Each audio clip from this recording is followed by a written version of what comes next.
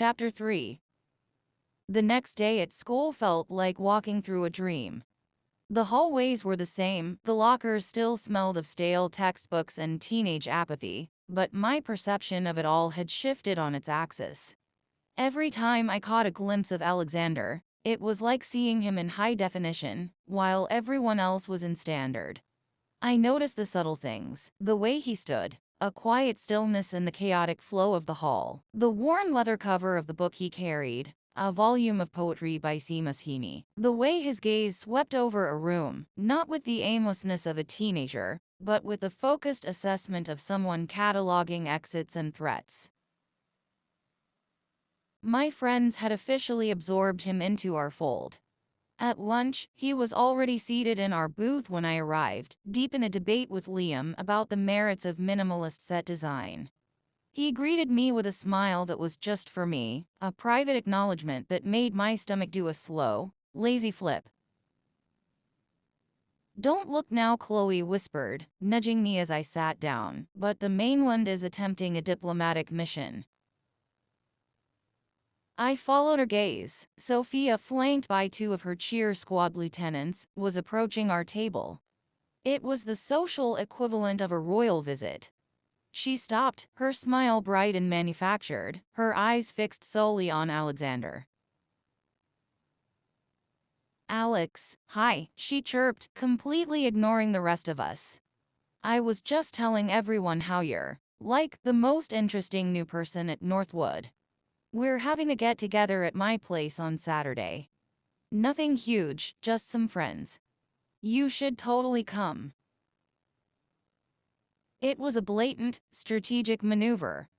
An invitation to her inner circle was a command, not a request. I braced myself for his polite acceptance, for the inevitable moment he would be pulled into her glittering orbit, and my brief, strange connection with him would become just another forgotten B-side track. Alexander looked from Sophia's expectant face to mine. A beat passed. "That's very kind of you, Sophia," he said, his tone perfectly pleasant. "But I'm afraid I have plans." Sophia's smile tightened at the edges. "Oh, plans you can't break?" "I'm helping Emma build the set for the winter showcase," he said smoothly. He glanced at me, a silent question in his eyes, a dare. My heart leaped. I hadn't asked him for help. We hadn't even discussed it. But I wasn't about to let him down. "Yeah, sorry, Soph," I said, trying to sound casual. "It's a huge build this year. All hands on deck." Liam snorted into his sandwich, and Chloe hid a smile behind her book. Sophia's gaze flickered between us, a flash of pure, unadulterated annoyance crossing her features before being expertly masked. "Right. Well, another time, maybe." She turned on her heel and stalked away, her posse trailing in her wake. A stunned silence fell over our table.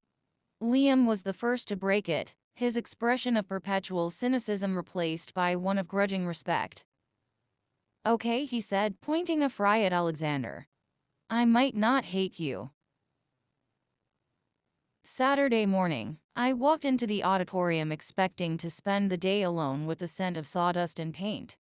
Instead, Alexander was already there, sleeves of his dark Henley rolled up to his elbows, examining the blueprints Mr. Davison had left for us. "So," I said, dropping my bag with a thud. "A huge build, huh? You owe me for that one." He looked up, a genuinely apologetic smile on his face. "My apologies. It was a tactical retreat, and you were my only available cover. I promised to be a useful accomplice." He was more than useful. He was a natural. He measured wood with an unnerving precision and handled a power drill like he'd been born with one in his hand. We worked in a comfortable rhythm, the screech of the saw and the thud of the hammer, a soundtrack to our easy conversation. We talked about plays, about music, about the suffocating boredom of small-town life. He was a gifted listener, drawing out my own thoughts and dreams, until I felt I'd told him more in 3 hours than I told my best friends in 3 years. But on the subject of himself, he remained an elegant fortress.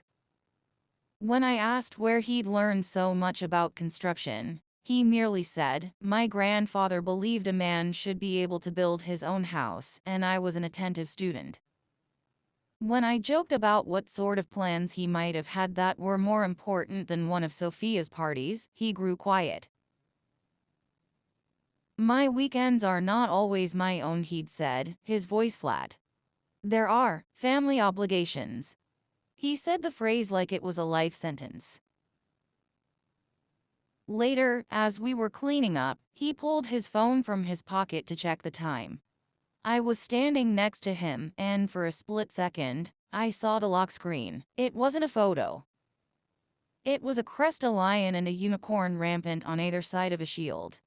It was intricate, archaic, and unmissably regal. Before I could get a better look, his thumb had swiped it away, but the image was seared into my brain. "Everything okay?" I asked, trying to keep my voice light. "Just checking in," he said, slipping the phone back into his pocket. "My family worries." The lie was so smooth, so practiced, it was almost convincing. But I had seen the crest. And worries wasn't the word I would have chosen. "Security protocols updated," the message had said. It was more than a puzzle now. It was a conspiracy, and he was at the center of it. That night, instead of searching his name, I opened a new browser tab and typed, "Royal Crest Lion Unicorn." The screen is filled with images. My heart hammered against my ribs as I scrolled, my eyes scanning for the one I'd seen. And then, there it was. Unmistakable, the royal coat of arms of the United Kingdom. I clicked through link after link, my world tilting with every new piece of information.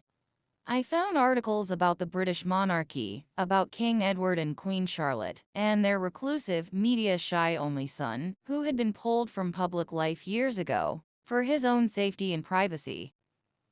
A prince who was supposed to be studying under private tutelage at a secure estate in Scotland. A prince who, in every officially released photograph, had the same stormy eyes and serious mouth as the boy who had spent the afternoon building a fake Russian dacha with me in the Northwood High Auditorium. Alexander and Marie.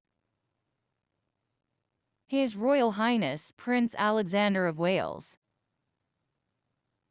I leaned back, the flimsy desk chair groaning under my weight. The air in my room felt thin, hard to breathe. He wasn't just a new student. He was the heir to a throne, hiding in plain sight in my perfectly average American town. His quiet question, "And to you?" took on a whole new meaning. He wasn't just asking if things came easily to me. He was asking from the perspective of someone for whom nothing was ever simple, for whom every move was calculated, every conversation a risk. He wasn't just an island in the cafeteria. He was a man stranded, a world away from home. And somehow, impossibly, his exile had washed him up on my shore.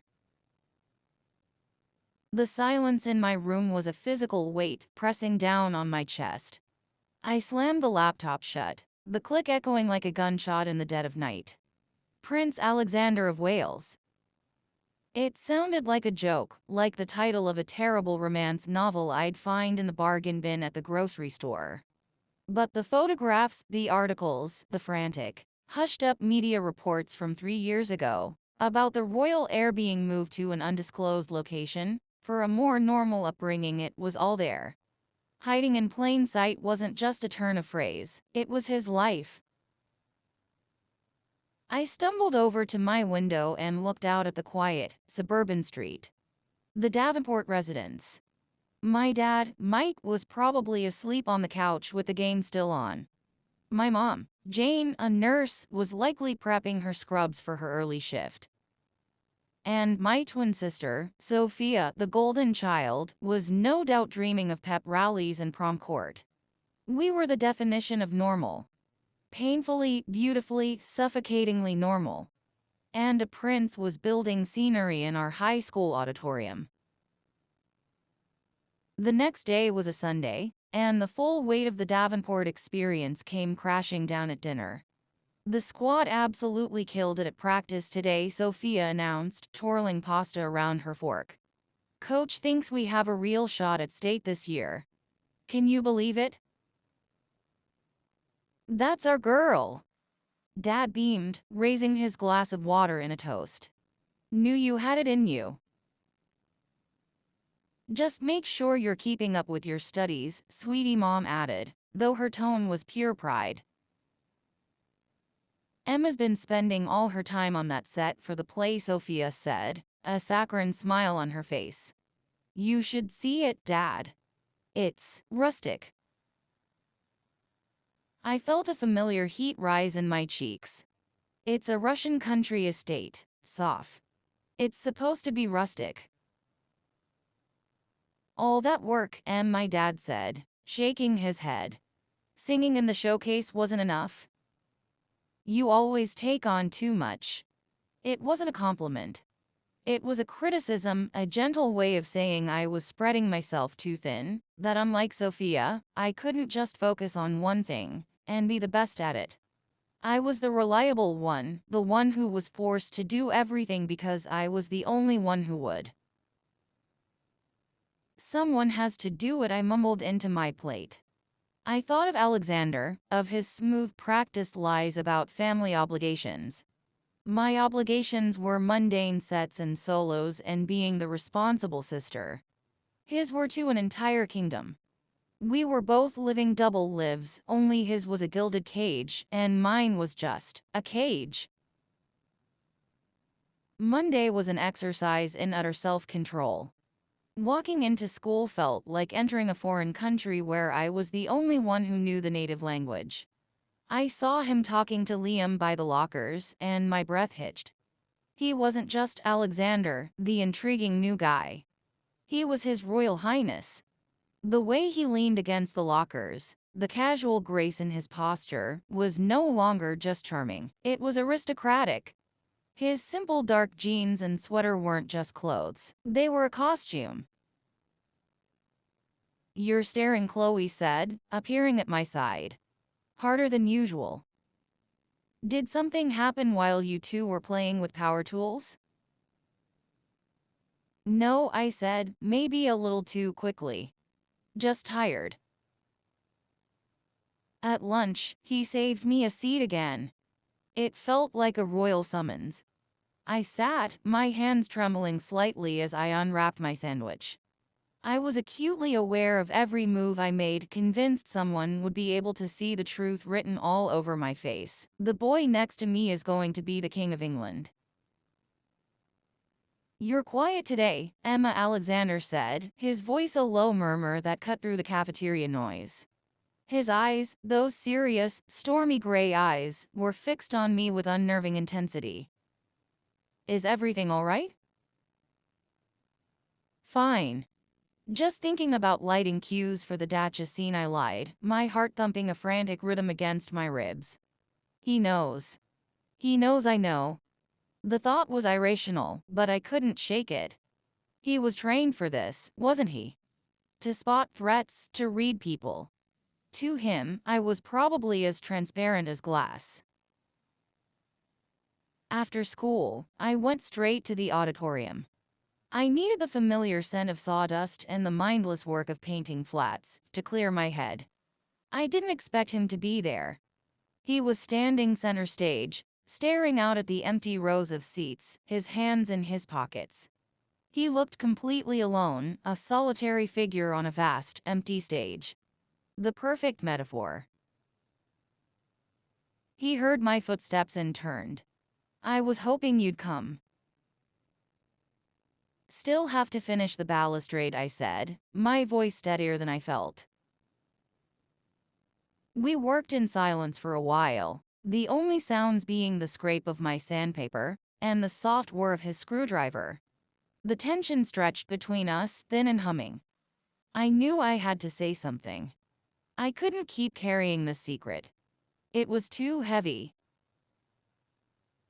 I put down my sandpaper and picked up a sketch that I used for designs.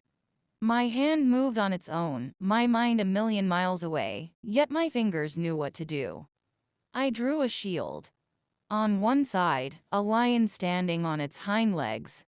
On the other, a unicorn, a chain dangling from its neck. My grandfather believed a man should be able to build his own house, I said softly, reciting his own words back to him. I didn't look up from my drawing. Did he also teach you about heraldry? The whirring of the screwdriver stopped. The silence that followed was absolute, profound. I could feel his gaze on me, heavy and analytical. I dared to lift my head and meet his eyes. The easygoing mask of Alexander Anne Marie was gone. In its place was something older, warier.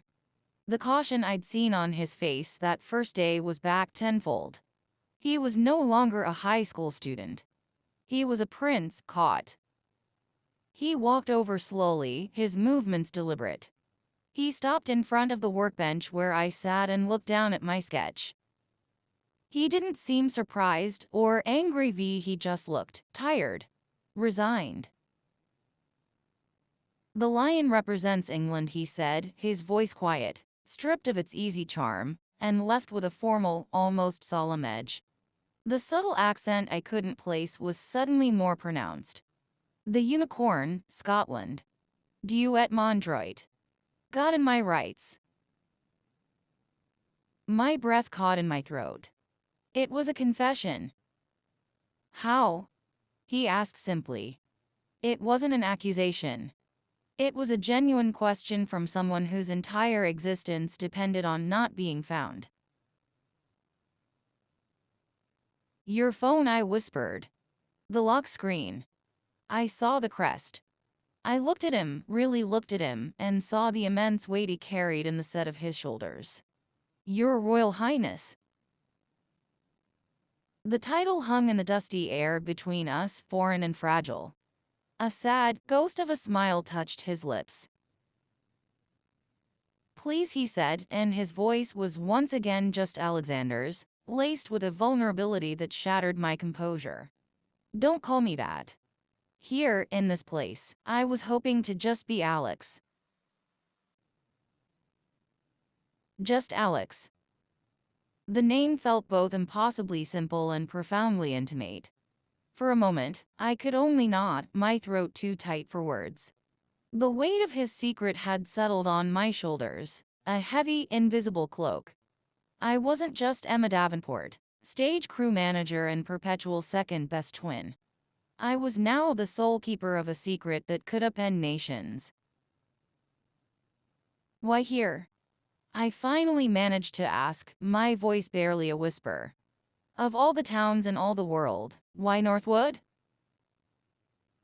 He finally moved, sinking onto the edge of the stage, his long legs dangling into the orchestra pit.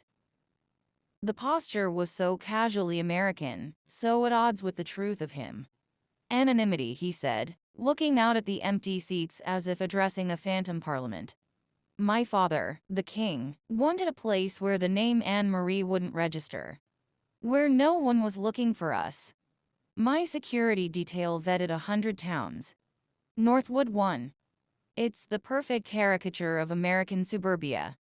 Friday night lights, a main street with one stoplight, and a high school more concerned with the state cheerleading finals than with European politics. The dig at Sophia's world was so subtle I almost missed it. And it's worked, I stated, more to myself than to him. For 3 years. He gave a wry, humorless smile. Almost. This is my last year. My final bit of freedom before I return and begin my official duties. 1 year of this. He gestured vaguely at the half-finished set, the coils of rope, the dusty velvet curtains. 1 year of being a person, not a position. We fell back into silence, but this time it was different. It wasn't a chasm of tension. It was a shared space, a fragile bubble of truth in the middle of our stage. I picked up my sandpaper and walked over to the balustrade near him. I started sanding again, the rhythmic scrape of paper against wood, a strangely comforting sound. "Your secret's safe with me," I said, not looking at him. "I don't know the first thing about being a prince, but I know what it's like to want to be someone else, just for a little while." When I glanced over, the guarded caution was gone from his eyes, replaced by a raw gratitude that made my stomach flip. "Thank you, Emma," he said, his voice low and sincere. "You have no idea what that means."